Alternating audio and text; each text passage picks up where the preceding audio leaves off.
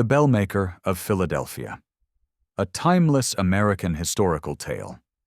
In the early days of the young American colonies, long before the nation was fully formed, there lived a humble bellmaker named Jonas Willoughby in Philadelphia.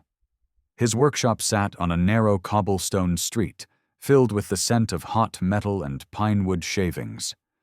Jonas was not famous. He had no wealth, no high office, only a pair of strong hands, a stubborn spirit, and a belief that every voice in a community mattered. One autumn morning, the town council approached him with a request. They wanted a bell, a large one, to call citizens to meetings, celebrations, and warnings. But more importantly, they wanted a symbol, something that would remind people in the colonies that their voices carried power. Jonas agreed, though he knew the task would be enormous. Day and night, Jonas worked. He melted copper and tin in a roaring furnace.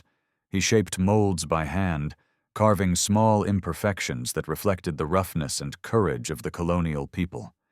He hammered the edges until his arms shook and his vision blurred. News of unrest in the colonies reached his workshop daily. Tax protests, heated pamphlets, assemblies arguing late into the night. To Jonas, these weren't just events. They were echoes he hoped his bell would someday carry. Finally, after months of labor, the bell was cast. When it cooled, Jonas inscribed a single line: "The first ring." On a cold morning, the townspeople gathered as Jonas pulled the rope.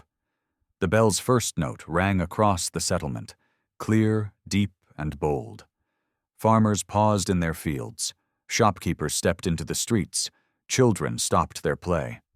People said the sound felt like something waking inside them. Not long after, that same bell rang to gather citizens for debates that shaped the early ideas of liberty. It rang to warn of approaching soldiers.